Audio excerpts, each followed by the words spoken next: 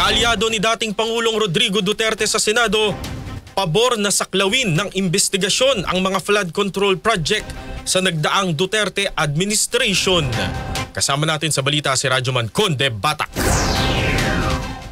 Pabor si Senator Ronald Bato de la Rosa na saklawin din ng investigasyon ng mga maanumalyang flood control projects ang panahon ni dating Pangulong Rodrigo Duterte. Kaugnay na rin ito sa pag-amin ng binabansagan ngayon na flood control queen na contractor na si Sara Diskaya na 2016 siyang nagsimula na makakuha ng mga flood control projects taon na nakaupo ang Duterte administration. Ayon kay de la Rosa na kilalang kaalyado ng mga Duterte, pera ng taong bayan ang pinag-uusapan dito at hindi naman ibig sabihin na panahon ni dating Pangulong Duterte ay exempted na sa investigasyon. Alam ka, pera ng bayan yan, pera ng bayan yan.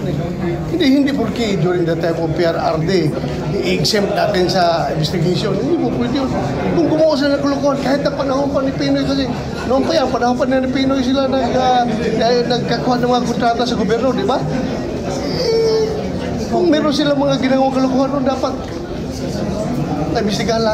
Sang-ayon din dito si Senate President Pro Tempore Jinggoy Estrada at anya pwedeng palawakin ang pagsisiyasat ng Senado kahit sa nakaraang administrasyon kung kailan sinasabing nagsimula ang mga ghost projects. Kasama mo sa Diza XL RMN Manila, Radyoman Conde Batak, Tatak RMN. Thank you, Conde.